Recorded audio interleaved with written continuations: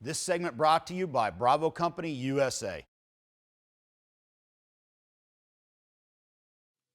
This episode is produced by CCW Safe and FTA.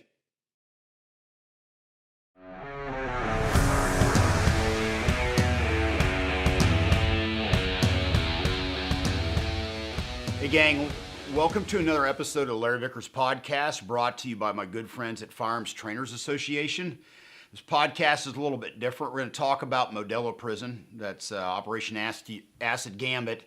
It was the rescue of Kurt Muse that kicked off the Operation Just Cause Panama invasion.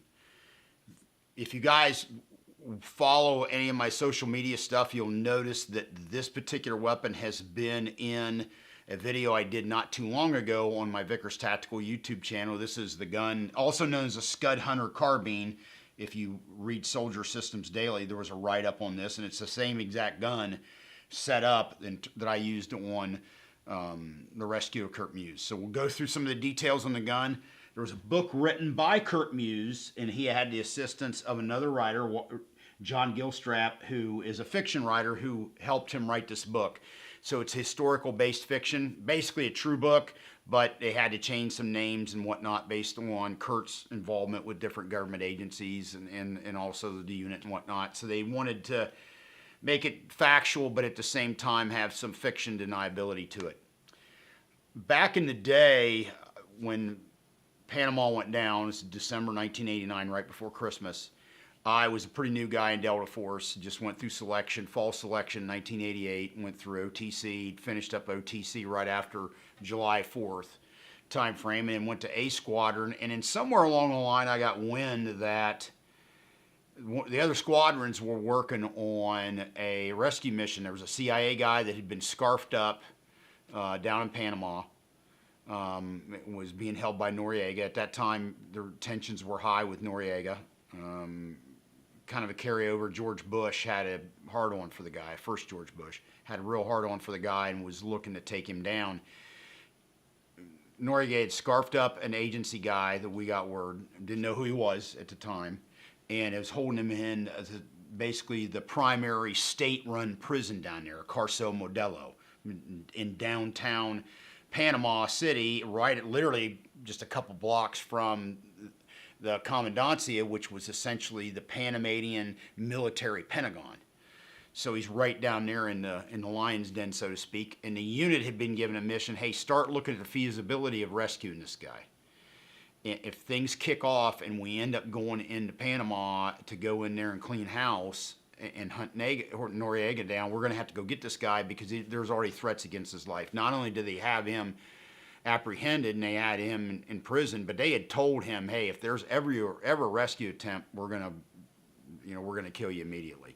So got wind of that. Remember, I was a new guy, just came across the hall, just made it through OTC and went to A Squadron after July 4th time frame in 1989. So I was brand new. Went to A2 troop, F team.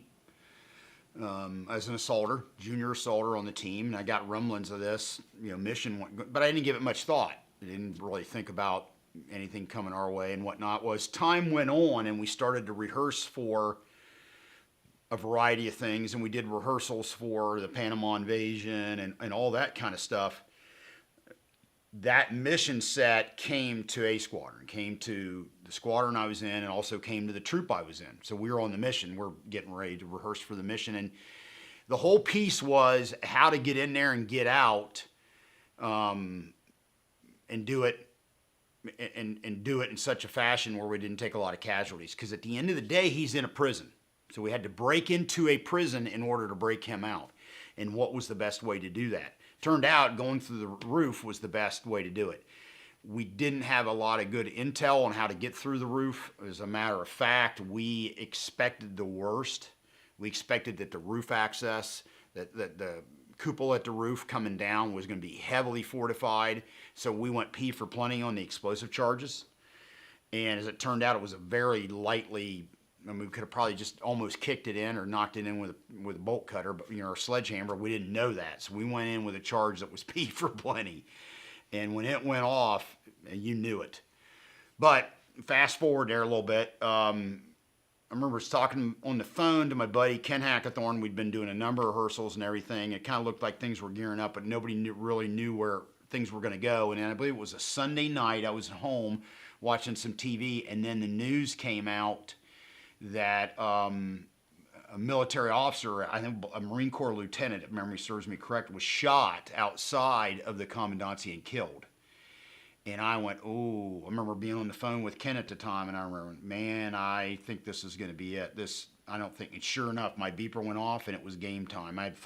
Ken was on the other end of the phone. I said, dude, I got to go. Hung up and went into the unit, and we were getting our stuff, finalized and ready to go. And the squadron commander, Eldon Bargewell, Lieutenant Colonel Eldon Bargewell, who recently passed away, outstanding officer, outstanding leader, said, hey, we're Panama, at the time it's called Blue Spoon. Blue Spoon's going to go down, and we're in a couple nights, we're going to go in and get Kurt Muse out. And I remember my head was spinning. I was like, just an hour or so before, I'm at home watching Sunday night football or whatever I was doing on the phone to my buddy. And then now, a couple hours later, I run into my squadron commander's filling canteens and getting his backpack, he's getting his rucksack ready, and said in a couple nights, it's game time. So fast forward, we loaded up and headed down, and we went to Howard Air Force Base in Panama and kind of staged out of the hangar down there. And then as time went on, more and more people came in. All JSOC ended up in there, which was a bit of a problem for everybody to be that centrally located. But we did some more rehearsals, went through things and whatnot, and then sure enough, kicked it all off at just before 1 a.m., on the night of December 20th. The plan was to do it 45 minutes prior. We ended up doing it 15 minutes prior. Things had to be slid because remember, there's a lot of moving parts. You got a lot of aviation assets. You got Rangers that are jumping in. You got all kinds of stuff going on. Our mission was going to kick it all off, but how soon it kicked it all off and making sure all the other moving parts were in action, in motion, was critical. Rolled in, and then just as we were landing on top of the helo, AC-130 gunship started lighting up the commandancia, which was a pretty cool show, I gotta admit.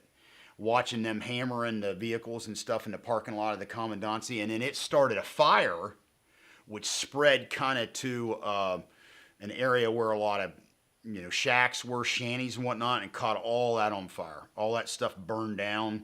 And that was a direct byproduct of the AC-130 Spectre gunship firing up the cars in the commandancia parking lot.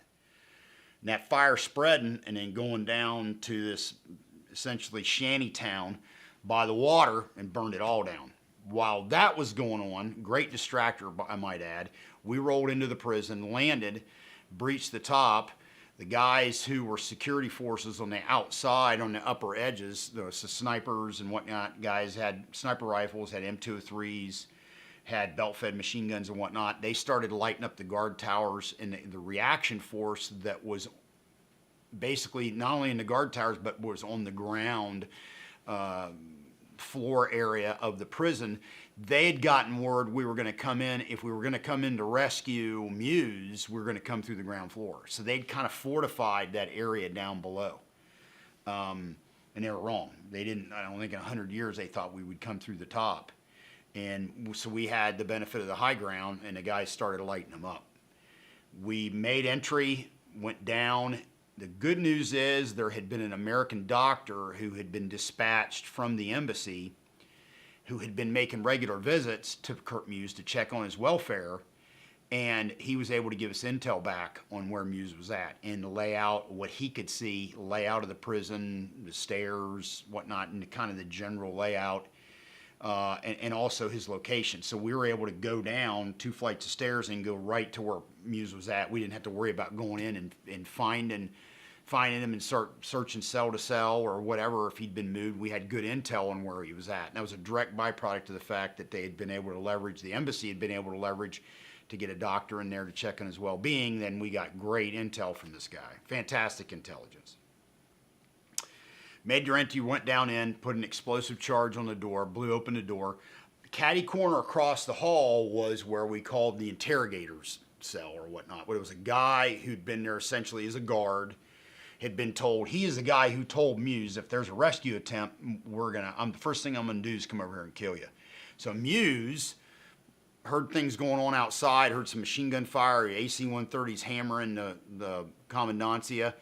So he knew, ooh, this is game time. So he was hiding in his bathroom area. I think he had a little stick of some kind, or something he was going to try to attack the interrogator or the guard from. And then when a couple of Delta operators called him out and said, hey, you need to hide in your bathroom, we're going to blow the door. They blew the door. He came out.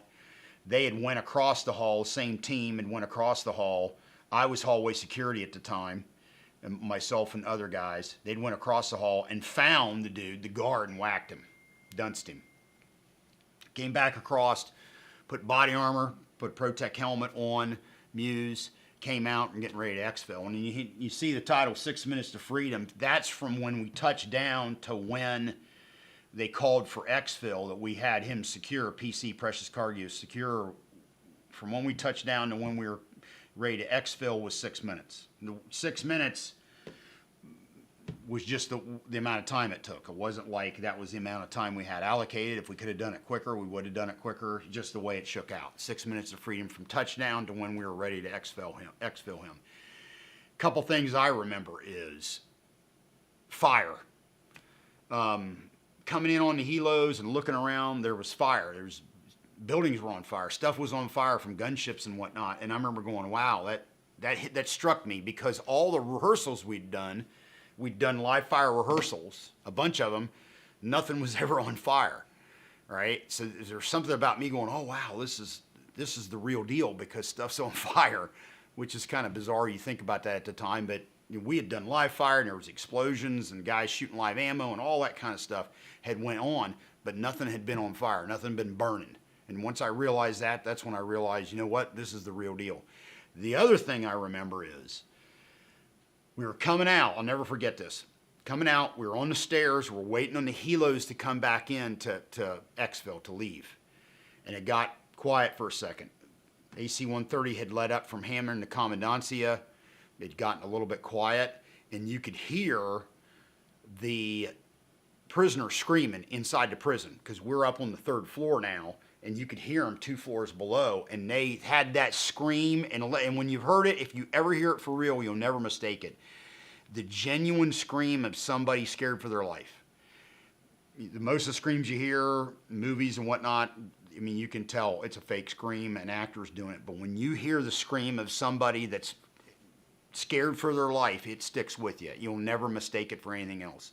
And I remember there was a little pregnant pause there. The AC-130 had let up, hammering the commandancia. And Kurt Muse he didn't have on ear pros, he didn't have on anything. And every explosion, he was trying to melt into the stairs. He was obviously, as you can imagine, he was scared, understandably so, but you could hear the screaming down below. And I'll never forget that. Came out, birds landed. One of the lessons learned is we probably should have used Blackhawks to go out. Little birds were great. There's a little bird depicted on the cover here. Little birds are great for going in, but when somebody knows you're there, they're not the greatest thing to get out with. They can't sustain much damage. They're a good stealth below the radar aircraft. As we were going in, I mean, at night in the dark, they're almost impossible to see. But once they know where you're at, you're on top of this roof, and they know to shoot in that general direction, I don't know that little birds are the best choice. Probably should have taken something in that's a little bit more combat worthy, can sustain more damage, and probably should have been Blackhawks. Lesson learned. Birds came in, I jumped on bird 2, Kurt Muse got on bird 1, and as soon as they lifted off, I could just tell they had slipped down over the edge and then flew across this graveyard, and just kind of something didn't seem right. I'm not sure if they took battle damage, they took gunshots, and they were losing power or whatever it was, but they ended up having to set down on the far side of the graveyard. I didn't know that, because once they lifted up and slipped off, they basically went into the darkness and I lost them. Plus there was also a guy shooting at me down below from the graveyard, which needless to say had my attention, and I had to give him some rounds back in his direction to keep his head down. but the bird kind of disappeared on me. Little did I know that it actually went down. It went down and landed on the other side of the graveyard. Guys deployed, Delta assaulters deployed, and then they got back on. Not all of them hooked back up with their safety line. So they came down and then turned the corner, and they started to lift off, and then they got shot again. A guy came out on a balcony, I believe, and lit them up, and then they crash landed. Crash landed, one of the skids collapsed, one of the Delta operators lost part of his foot because it was underneath the skid. Things went sideways, and this was the bird that Muse was on. We didn't know that. I was on bird 2, bird 3 and 4 coming behind. We went and we landed back at Howard Air Force Base. They hauled out one of the pilots. One of the birds was stripped down to bare minimum gear, lightweight. Like a couple birds had one pilot, a couple birds had 2. One of the birds that had 2 pilots, the guy got wounded. Thank God it had 2 pilots, but he got wounded. He had to be hauled out on a stretcher, and then they came by. I remember my team leader came by and he said, "You got ammo? Are you good?" I go, "Yeah." "What do you?" Because bird 1 went down. We're going to have to go back into the city and get it. And I was like, "Are you kidding me?" I couldn't believe it. I mean, here we'd won. It's like, I mean, case in point, it's like when the Seahawks threw the interception of the Super Bowl right on the goal line. And that's the way I looked at it, was here we are, we just won the Super Bowl, and at the last minute, we fumbled the ball. Unbeknownst to us, everybody was okay, albeit injured. A couple of the Delta operators were in dire straits, but we had contingency planned. We'd planned on all this, and there was ground forces coming in with Delta operators amongst the ground forces. We had APC, armored personnel carriers, that were coming in, flowing around the prison, flowing around that whole area, and they came up in, they got vectored in by Eldon Bargewell, squadron commander, vectored them in and called them in to where the Little Bird went down.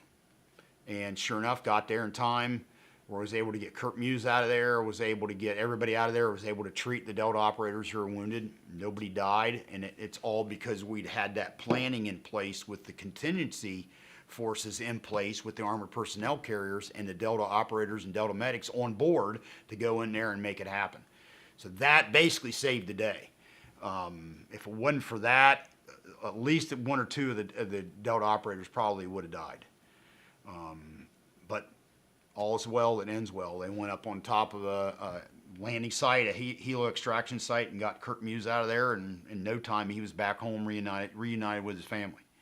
So I remember walking in, the very first thing we came in, and Eldon Bargewell came and thanked everybody for what they did. He came right up to me, shook my hand, and told everybody how great of a job they did, was giving everybody a status report on what had happened with Kurt Muse and the fact that we did get him and he was safe, and the other guys were safe, and everybody was recovering.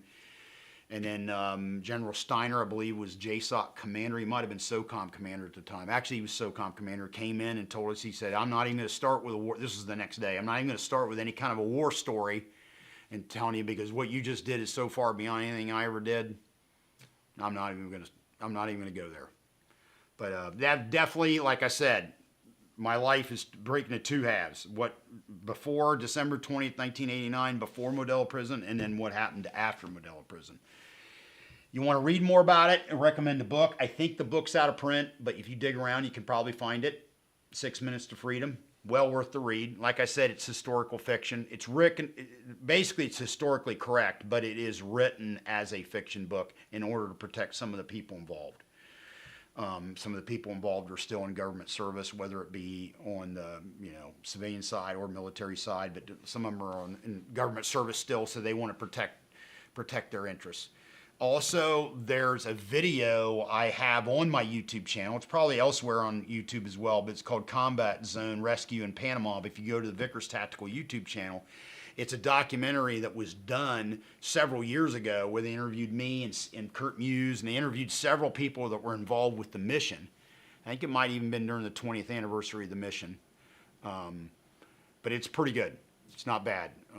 They did the best they could with the budget, but it tells the story very well, and overall, it's well worth watching. So it's Combat Zone Rescue in Panama, and it's on the Vickers Tactical YouTube channel.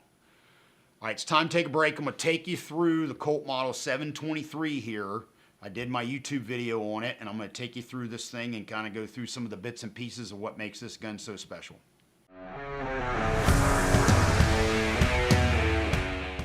Hey, a little tip for you brought to you by my good friends at CCW Safe, Home Defense Carbine. How I set mine up, first and foremost, obviously you need good components. This is my BCM training gun, which I also use as a home defense carbine.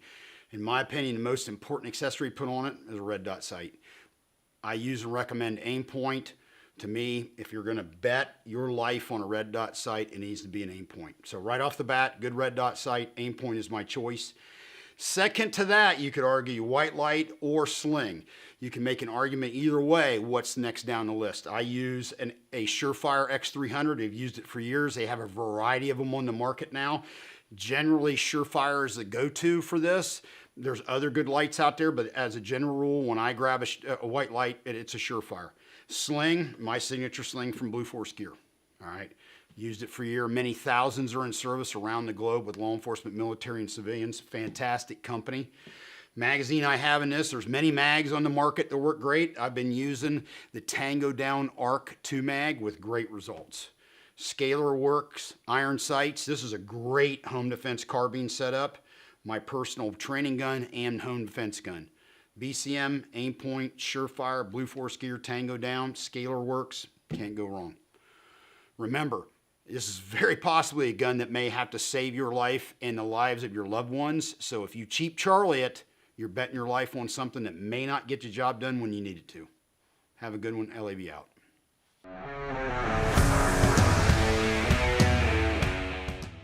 All right, gang, it's time to take you through the Colt Model 723 as I used in Delta. Had this gun from when I got in the unit. It was brand new when I first got it. It was stock. There was no, this is my clone. This is a post-sample Colt Model 723, which we use the generic term Car 15, by the way. It was brand new when I got it. I even had the little cardboard wick down the barrel. It was a brand new gun, straight from Colt. Not U.S. property marked. So it's essentially an export marked M16A2 carbine, all right, and catalog number Colt Model 723. When I got this, the first thing we did was basic rifle marksmanship and OTC using National Match modified M14. So I was used a very accurate gun, excellent trigger and whatnot. Got this thing, right off the bat, I was like, the triggers, was real crunchy, it just wasn't overly impressive. The good example of sometimes first impressions aren't lasting impressions. That's an outstanding rifle. I only ever remember having one malfunction with it. I had a malfunction with it when it was new in OTC. I never had a malfunction with the gun the entire rest of the time I had it. I broke a bolt from a lot of rounds being shot through it and got a new bolt, but I never had this thing lay down for me in any way, shape, or form. Super reliable gun. The Colts of this era were outstanding rifles, and as a matter of fact, the M4 carbine as you know it today, really the lineage of it and the reputation it has started with this era gun, because Delta was the ones back in the day that were starting to use this in lieu of the MP5. When I got to the unit in OTC, we largely used MP5s for CQB purposes. When I got across the hall to A Squadron, we barely ever touched MP5s. We were using Car 15s like this. It was also my first introduction to aim point. This is an aim point 2000. Up to that we were using iron sights. There were still some guys using iron sights. This is basically a commercial hunting red dot sight that guys were using for military purposes. After you use one for a while, you realize, oh my God, that red dot sight, the advantage it is for practical is off the chart.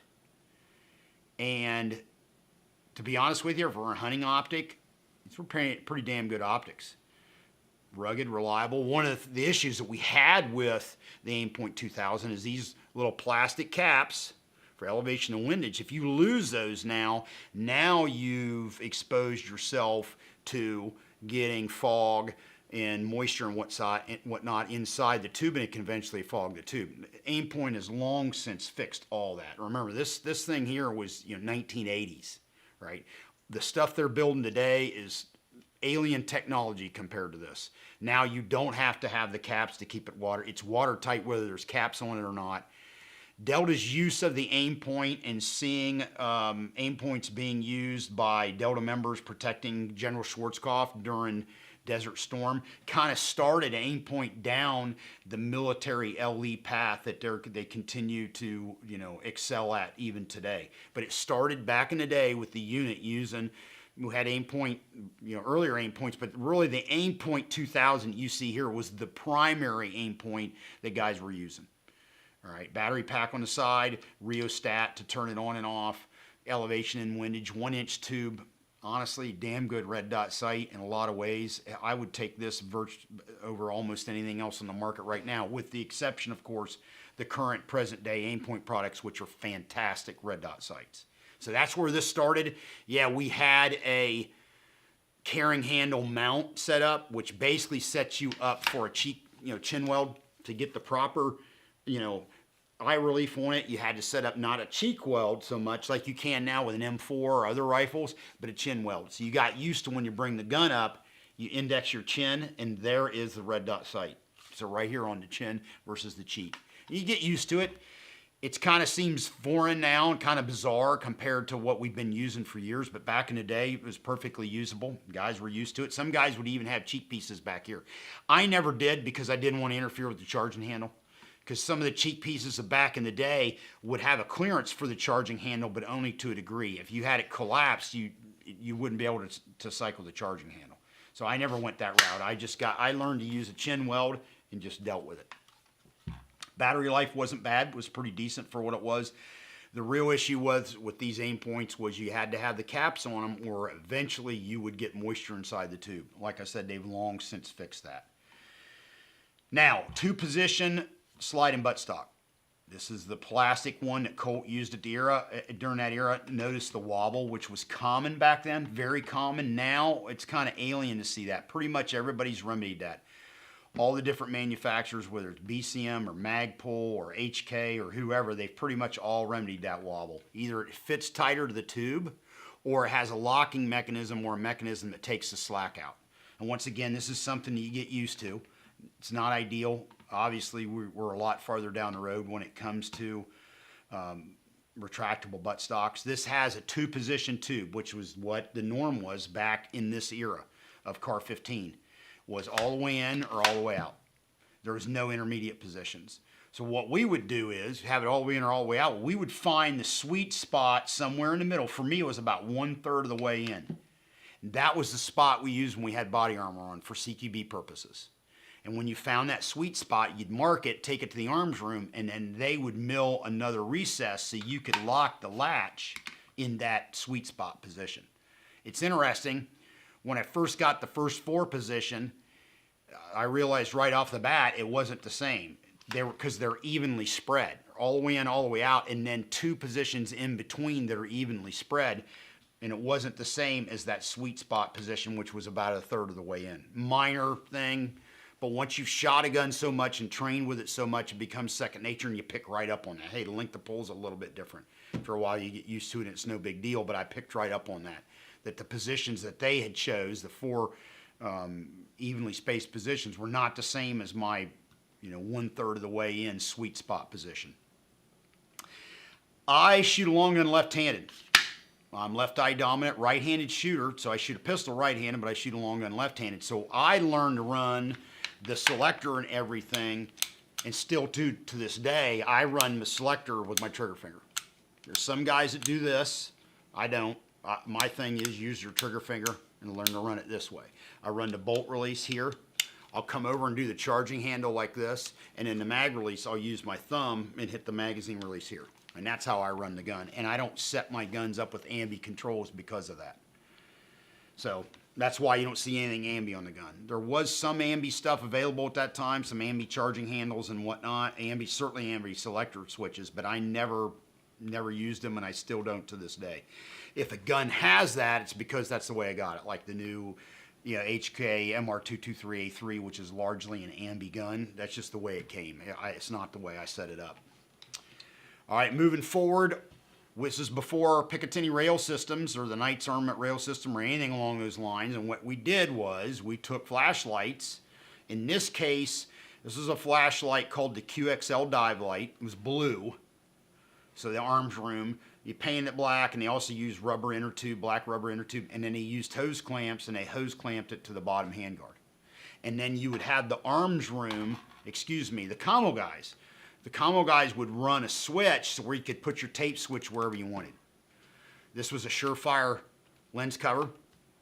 And as you see, you got to be real careful because they're real easy to flop open when you don't want them. And then when you hit that, you accidentally bump on and activate the light. So this was something a lot of guys would rubber band close. They would have a rubber band or a secondary way to close it and to keep it closed. But it was an IR cover, so you could have an IR light. Overall, not a bad piece of kit. By the way, you can see, look right here, you can see the blue. If you look in the back, you can see the blue original cover of the QXL dive light. This was a barrel, 14.5-inch barrel. There were other guys who had pencil barrels, the thinner profile barrel. 1-in-7 twist. This is kind of the M203 cut prior to the M4. Most people associate this barrel with the M4 carbine. Actually, the barrel predated the M4. Is most famous on the M4 because of this M203 cut right here, but it predated the M4. That's the way mine was issued. And like I said, there were other guys that had basically the identical gun, but with a pencil barrel, an A1 profile pencil barrel. Over here on this side, interesting upper receiver, kind of a transitional upper, A1 style rear sight, but you had the triangle brass deflector. This is something you kind of saw with the A2, but it doesn't have the A2 rear sight. This is a classic Colt Model 723, and it's the way our CAR-15s in the unit were set up, just like that. Originally, back in the day, I saw the arms room do for a guy. They chopped this off, left the rear sight in place, and then they put a little piece of Weaver or Picatinny rail here, and a guy mounted the optic directly to the top of the Weaver or Picatinny rail, right in front of the chopped rear sight. Pretty slick. I was talking to Justin here, it'd be kind of neat to do that now because it's kind of a cool, slick retro touch. The problem is these uppers are kind of hard to find, kind of collector's items, so it's kind of you have to bite your tongue to chop a collectible, desirable, somewhat rare upper to do that kind of a retro touch. But it was a pretty cool setup. I saw that in arms room. It was pretty neat. Now, double mag pouch, double mag clamp. This is a homemade one. This has cardboard in the middle, and then I took duct tape, we also called it 100-mile-an-hour tape, and then basically made this as you see it and pinched it to the bottom so you could put it in place and you would be able to clear the ejection port cover. It would lay all the way flat. It wouldn't have to lay on the next magazine. Why is it homemade? I'll tell you why. We tried the metal clamps. Not only did they, they're heavier than they need to be, they were steel, they also rusted. But the real problem with the metal clamps is they would transmit the vibration from one magazine when the gun was firing, and then the vibration would come across the clamp, go up to the top, and then the top round on the other magazine would drift forward. And now you'd have a round protruding out like this. So when you went to do your reload, you had to deal with that. You either had to flip that round off, you had to deal with it in some form or fashion because here's this round that's sticking out like a 1/4 inch or whatever out of the front of the mag. That's a direct byproduct of the steel clamps and the vibration that transmitted between from one magazine through the clamp to the other magazine. So I just made the homemade mag clamp. Cardboard, and then kind of did a little bit of a Z fold on the cardboard, and then did the 100-mile-an-hour tape routine, and then the cardboard tape setup would mitigate a lot of the vibration so I didn't have to worry about the rounds drifting forward. Pretty slick setup. Honestly, once you use it, there's no good mag pouch to put it in, so you got to kind of put it in a cargo pocket. But if you wanted to set something up for home defense and have 2 magazines ready to go, this is still today what I would grab right here. There's my Colt Model 723. Excellent rifle. Served me very well. Used it in Panama during Just Cause. Also used basically the same rifle during Desert Storm hunting for scuds, which in and of itself was kind of a joke because here we could see guys 5, 6, 7, 800, 1,000 meters away and we're shooting at them with a 200-meter gun. So that's where a 7.62 battle rifle would have been a real plus.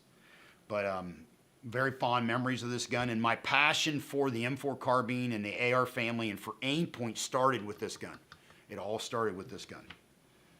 Hope you enjoyed it. little Modelo prison overview. Talked a little bit about my recollection and some of my thoughts on a little bit look in the past for the mission and also the book. Remember to check out the Combat Zone Rescue in Panama video on my YouTube channel, the Vickers Tactical YouTube channel, and also check out my YouTube video on the Modelo Prison Car 15. Have a good one. LAV out.